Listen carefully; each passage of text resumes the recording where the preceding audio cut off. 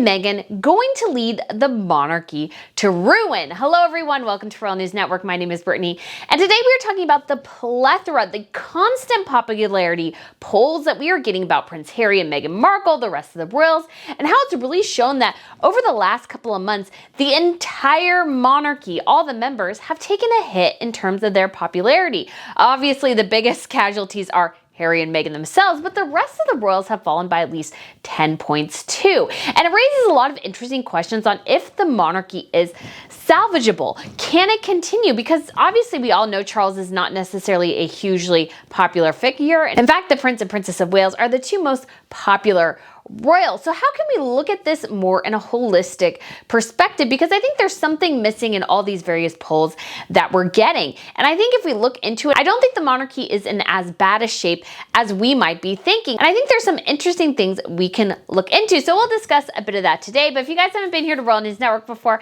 like I said, my name is Brittany. And on this channel, I provide compelling royal commentary about the latest news and sometimes a little bit of gossip as well. So if you guys are interested in subscribing, I would love to have you back. I also have a weekly newsletter, Royal Wire, which link is down below. I have a fashion channel that I also have a link down below. And I also have a trip coming up to London and the Cotswolds. It is all sold out, but if you want to get on the waiting list, you can get on there as well. And I will have a couple of upcoming trips coming up here really soon. And before we get into talking about all this popularity stuff, just a couple of big announcements. Number one, King Charles and Queen Camilla are not going to be going to France on the first leg of their tour of France and Germany. So it was announced today that they were actually pulling back from this visit, in part because there's a lot of huge protests going on in France right now, and it was just deemed probably too dangerous. In addition, I guess they had a dinner planned at Versailles, and because of the opulence and the connection to Marie Antoinette, it was thought that perhaps a big meal at Versailles was probably going to be a bit too much given the strife going on in the country right now. So that is understandable, although it is a little bit disappointing. I would be wondering if this would be the first foreign visit where Camilla would wear a tiara, and I was just curious if we'd get something different, because I'd love to see something different, and I don't think she'll shake things up too much. So I'm kind of looking forward to Catherine and hoping she gets a little bit creative with some of Her Majesty's jewelry. I haven't seen much of that from them ever, so I don't think they will be. But some of the other royals throughout Europe have a lot of fun mixing up the tiaras, especially the ladies in Sweden and a bit in the Netherlands as well. They're really great about making the tiaras and changing them out and just making them more functional or fun. It's just really interesting to see. So I was looking forward to seeing what Camilla might do, but obviously since that's not happening, perhaps we'll see something in Germany. It all really depends.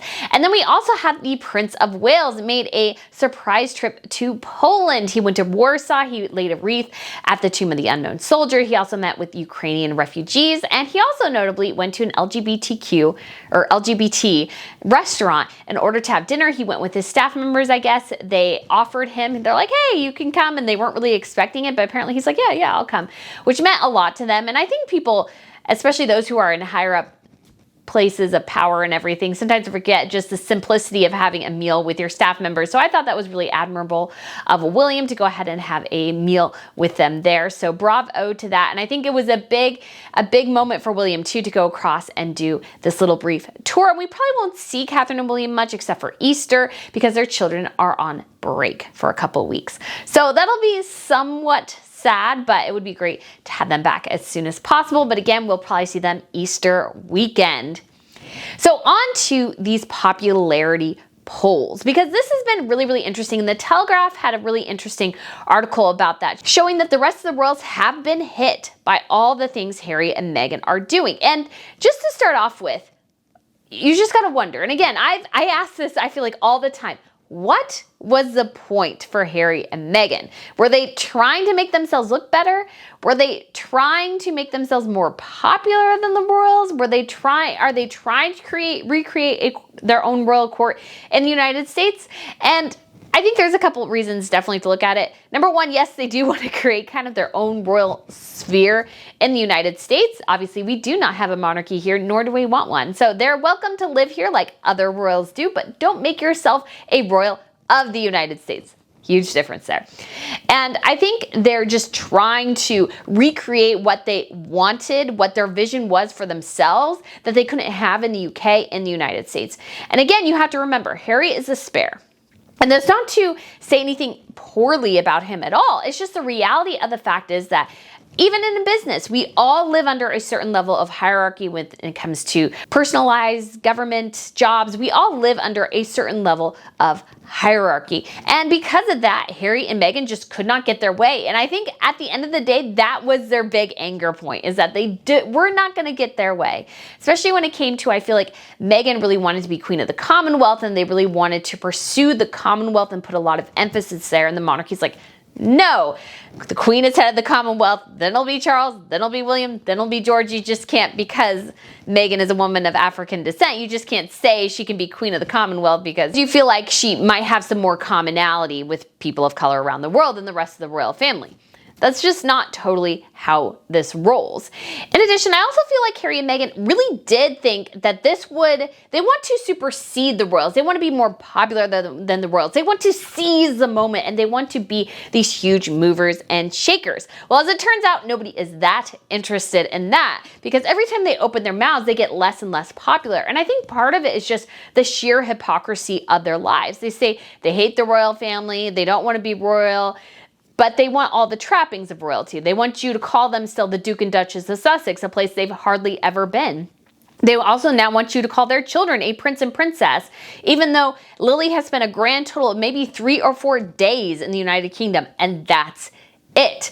It all just seems to most of the outside world to be a little silly. And then they're also just generally annoying. And that is what Ron DeSantis said when pressed by Piers Morgan about Harry and Meghan. He said, and I will say, this is very diplomatic if you don't know who Ron DeSantis is. He's currently the governor of Florida and one of the most popular contenders for the GOP nomination, perhaps in 2024. So that is the Republican Party, if you don't know. The GOP stands for Grand Old Party. He said, I really respected the Queen. I think she was really elegant, and I think her stoicism was very good. And he said the younger generations of royals, saying that everything with them was a little bit more mixed. And then when pressed by Piers Morgan about his thoughts about Harry and Meghan, he said, I mean, look, I'm not involved in that, but I think for some Americans, they can be annoying. And I found that rather funny. Again, some people aren't interested in the royals and don't really follow it. That's totally fine. I think everybody would be up in arms, though, if Harry and Meghan were getting taxpayer-funded security augmented for their team, because if they got their internationally protected person status back, and my taxpayer dollars, if you're an American, they're on the line to help cover their security. Beyond that, I think a good chunk of Americans are probably like, I don't really care. But they just find Harry and Meghan generally grating and annoying.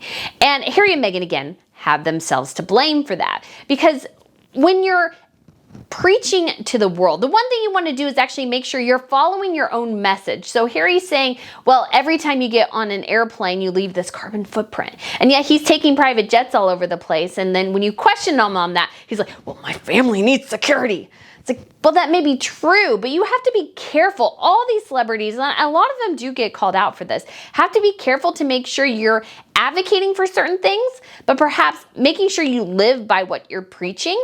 Because you can say, hey, let's decrease our carbon footprint and let's figure out a way to do that, rather than criticizing people who take a lot of plane flights or fly private jets, because that's the trap Harry and Meghan are falling into. And I feel like that's where William his Earthshot prize is a step above in a lot of ways, because he is advocating, saying, hey, I agree that in many ways he agrees with Harry that we should decrease our carbon footprint and everything.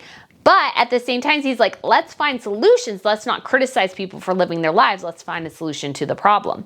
I think that's a more healthy, and the public appreciates that perspective a lot more. And I think the other objective of Harry and Meghan and all their craziness is trying to get people to see their perspective their way, in an effort to pull themselves up while dragging the monarchy back down. But once again, this doesn't totally work. Meghan has said on her podcast and on the Netflix reality TV show that she wants the world to really see her, because we haven't seen her yet. I was like, well, we've seen a lot of you, and people just aren't that impressed with it. So that becomes, I think, a bit of a problem, is that they're constantly trying to tell us their message all the time, but it gets redundant. We've heard this multiple times, and they're also inflating themselves. They tell us all the time that they have the best love story ever, that they were perfect, and the world just did not let them be Harry and Meghan the way Harry and Meghan wanted to be.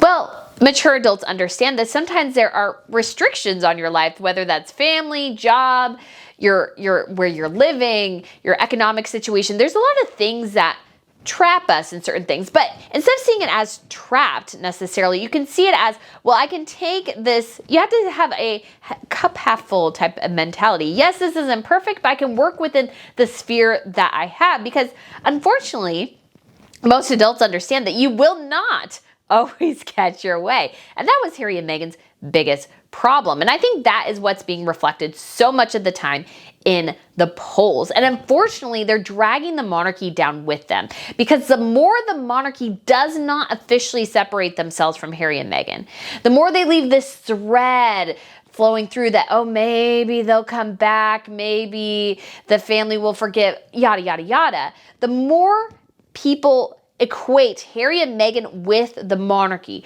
The monarchy needs to make Games of Thrones styles decisions. This doesn't mean obviously violence, but this means being very, very Machiavellian, very, very strict and concise on these are where people stand within particular situations. Yes, Harry and Meghan are family members, but you need to make it clear they're not royals. They'll never come back and be royals. And I know the monarchy knows that Harry is under Meghan's spell in a lot of ways, and they know he's delusional and paranoid, that maybe at some point he might come out of that. And so I understand that from a family perspective, they're trying to leave him a way back in. But unfortunately, that window that they're using has been to their own detriment. It's been to their own cracks and failures, because every time that they consistently leave that door open, Harry and Meghan go through it as many times as they can, and they poke and they make little cracks and they make little dents in things, because the monarchy hasn't made the separation clear. And again, I've said, invite them to the coronation. I don't have an issue with that. Invite them to Trooping of the Color. I don't have an issue with that. But I feel like they actually need to support, if there's a government measure to strip Harry and Meghan of their Duke and Duchess of Sussex title, they need to support it. If Charles is going to amend the letters of patent and retroactively strip Archie and Lily of their titles of Prince and Princess, he needs to do that. I think that will go a long ways. Yes, they are family, but they're not going to be working royals, and they're using the royal system constantly to get attention in the media, try to twist things. They're trying to be royals in the United States. And from a brand perspective, the royal family needs to be like, hey, we are royals and you are not royals. And because the brands are too confusing, because Harry and Meghan have refused to actually do their own thing like they pretty much promised they would, or said maybe that they would, they want to make their own way, they want to make their own money. But you're not doing that. You're still pulling things from the monarchy to push yourselves ahead. You're still using the time that you had in the monarchy to try to get the rest of the world to see things in your perspective. And the monarchy, they're taking the hit for that. And that's what's reflected in these popularity polls. And the question is, can the monarchy survive? So let me go and pull up this Telegraph article that shows you a bit about the latest polls and how things have dipped for the royals. It says the royal family's approval rating has slumped to its lowest level in 12 months following the publication of the Duke of Sussex's memoir, Spare.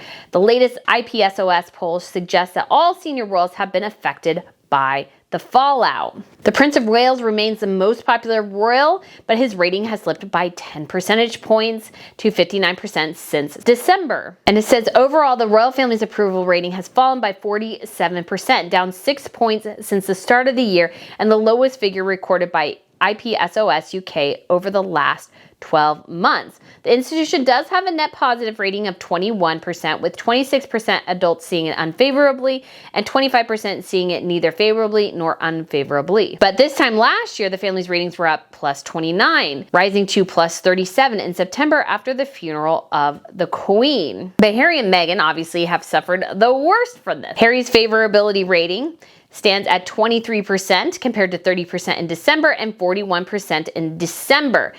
Meghan's has remained stable at 21%, but compared to 24% in December, but it had risen to a modest 32% in September. Obviously, particularly when it comes to the Duke of York, he remains the least popular royal, although there was a poll in the United States that showed he was actually more popular than Harry and Meghan. So what can we all glean from this? Number one, and there was something that I caught in the article that I wanted to make clear, is that they've been polling things constantly. I feel like I see a poll at least once a month about the monarchy and its favorabilities. It used to be like once a year. Once every couple of years from YouGov, they would poll. And so this change to doing it so much is a reaction to Harry and Meghan, seeing how the public reacts as Harry and Meghan do more things. So one thing to remember is that even though they're polling people all the time, they didn't used to do that. So when it comes to year over year, that change is going to be more slow and steady. And because we're polling them all the time, we're seeing more of the fluctuations than perhaps we would in a normal year. And it's important to note that the favorability ratings for the monarchy are much better than the vast majority of politicians. They are still widely very, very popular. But I think they do have a young problem. The Telegraph post citing that poll also goes into detailing how really it's the middle-aged and older populations that are very supportive of the monarchy. And even though Catherine and William, I feel like, are doing more and trying to adjust things, they really do need, I hate to say it, but some more young blood in the monarchy. Obviously, the Wales' kids won't be working royals for at least 15 plus years, and they need more royals. Now, I understand they want to downsize too, but the Brits have a problem that the other royal families don't, and that's that they have Commonwealth countries all over the world, and some of them fairly large, like Canada, Australia, New Zealand. These are big, big countries. And so the royals are very different in that, yes, the Netherlands royals, like the King of the Netherlands, Willem-Alexander, and his wife Maxima, and their daughter and heir Catharina Amalia, went to the Dutch Caribbean and did a tour there. But they were just small little countries in the Caribbean. You're not talking about a massive country filled with millions upon millions of people, or the vast territory of Canada. Canada is one of the largest countries in the world, along with Australia. The United States and China beat them, mostly because the United States has Alaska, which is massive. But all these things together tell us there's just millions and millions of people in these various territories, not to mention Pakistan is one of the most populous countries in the world. India and the Brits, again, have close historic ties through the colonial age with those countries. And so the Brits have a lot more places they need to be than, let's say, the Netherlands or Belgium, which are very small countries. And they just don't have a ton of territory to cover. And so they can operate at a much lower capacity compared to the Brits. And there's also a lot more eyes on the Brits. That's why I think it would be great to have elevated someone like Princess Beatrice, who is a bit younger than Catherine and William, because they need a stopgap between Catherine and William and the Wales' kids. Because unfortunately, Charles, again, he's not that popular. Camilla, not that popular. There's even a report that came out recently about how few solo royal engagements Camilla has done. And part of it is that she's never been a hugely popular figure. I think she's a lovely woman. I think she's become more popular recently. But that's always going to be a point of contention for her. And Harry and Meghan, I hate to say it, but I think it's mostly because they're shallow, vain, and vapid, did appeal to some of the younger generations that don't appreciate the connection to family, heritage, culture that some of the older generations do. Because I find it's really interesting. I've talked to some people all the time. I'm a historian. I love history. And it's interesting to talk to some people because they're like, oh, I didn't like history at all in high school or college, but now I'm really interested in it, and they're in their 30s or 40s perhaps. And it was just at that time they just didn't find it really interesting. I was one of the weird people who did, but most people don't. And so it's something that they come back to later, because as you have family, as you grow older, you appreciate things in life that perhaps you didn't while you were young. And so I feel like Harry and Meghan, even though, again, I think it's good that they're out of the monarchy, they did bring that in. So what does this mean for the monarchy going forward? Well, number one, this was always going to be a precarious time, regardless. The queen has died. She reigned for 70 years. You have a new monarch on the throne. Anytime there's a transition of power within a company, you have a period, I feel like, of somewhat instability, because somebody's getting used to managing this thing that somebody else managed for a period of years. And sometimes that transition is smooth and sometimes not so smooth. Like you could say Disney allowing Bob Chapek, who came in after Bob Iger, he, I think, had control of Disney for like a year, maybe, before he was kicked out again and Bob Iger came back in to basically do everything Bob Chapek was going to do anyways. And that transition of power, Bob Iger stuck around there. There was just there wasn't a very good transition of power. And Disney is in a very actually weak outlook right now economically and when it comes to their brand, because people don't trust the brand quite as much as they did. The Monarchy's in the same situation. They've lost the queen, this icon. She was on the currency. She was on the stamps. You saw ER, so Elizabeth Regina, you saw it everywhere throughout the UK. Even when I was there recently at the Royal Mews, it was on the horses' blankets, and then you saw it at different places outside Buckingham Palace, and it was just everywhere. ER, Elizabeth Regina. Well, now they need to go through and change it to CR, Charles. I don't think it's Rex, because that's the, I think, title of king. But anyways, it's a Latin term for king. So he will be Charles III, and they'll have to change everything for that. Again, this is a huge transition of power. So the monarchy was always going to be in a bit of a transitory, vulnerable state at this point. But Harry and Meghan aren't making it any better. Harry and Meghan are making it worse. Harry and Meghan are making it more difficult for the royal family to function, for its branding to function. Even Richard Palmer brought up in terms of the cancellation of their leg in France. Richard Palmer, who is a royal reporter for the Daily Express, said that, hey, Buckingham Palace took way too long to confirm this. It was a bit of a mess. It came from France before it came from Buckingham Palace. There should have been a coordinated effort. And he's right. There does seem to be this sense of a bit of a loss. There needs to be better control, better streamlining, because even the announcement that Lily and Archie were now going to be called a prince and princess was not handled well. And part of that is just Harry and Meghan being difficult, but also it is just part of the monarchy. I don't think their system is functioning as well as it should. So you have all this stuff going on at the same time. And so the monarchy really needs to step up here. If they're going to reign, if they're going to survive, Charles has to, I would say, step it up a bit. You have to have a bit more control, because Harry and Meghan, they'll always try to worm their way in. They'll always poke the bear, basically. So you have to shut them down. And I don't think the monarchy maybe will necessarily survive if they don't figure out how to better manage Harry and Meghan. And the honest truth is, Meghan does not care. Meghan is all about it for the money, the fame, and the fortune. So she will not play fair because she does not care. I think Charles, again, he's in that fatherly state, and I don't blame him. I don't blame him at all. But he needs to be a king here, not a father. Harry always can come back. I think the door is always open. In terms of Harry, I don't know when Harry will perhaps wake up from his Meghan delusional fantasies, and the monarchy could be in tatters by the time that happens. So they can't wait on Meghan and Harry doing the right thing. They'll never do the right thing. They'll never do the right thing. They're always going to make things difficult. Even this going to the coronation, they're dragging their feet and being as big of butts about it as humanly possible. Even though we all know they'll probably go. Just because they want to keep their names in the media longer, they want things from the palace. Those are people you cannot deal with normally. You can't bet on their good intentions. They will never have them. So you need to be stricter about it. And until I think we see a stronger reaction and a stronger way to deal with Harry and Meghan, I think we'll see these polls continue to struggle, because I think the monarchy is looking at Harry and Meghan going, these guys are crazy over here in the corner. They're saying awful things about you. They're tearing down the institution. They're tearing down our country. And yet we see the stoic silence and it's working, yet at the same time, we want you to be strong. And the world, I don't think, is seeing strength from Charles and the royals. I think they really need to adjust the way they're reacting to Harry and Meghan. They need to be a little bit less Downton Abbey and a little bit more Game of Thrones. So guys, let me know what you think. Let me know what you think of these latest popularity polls and Harry and Meghan being called annoying by Ron DeSantis. I find that kind of funny. So guys, thank you so much for watching, and I look forward to seeing you again soon. Bye.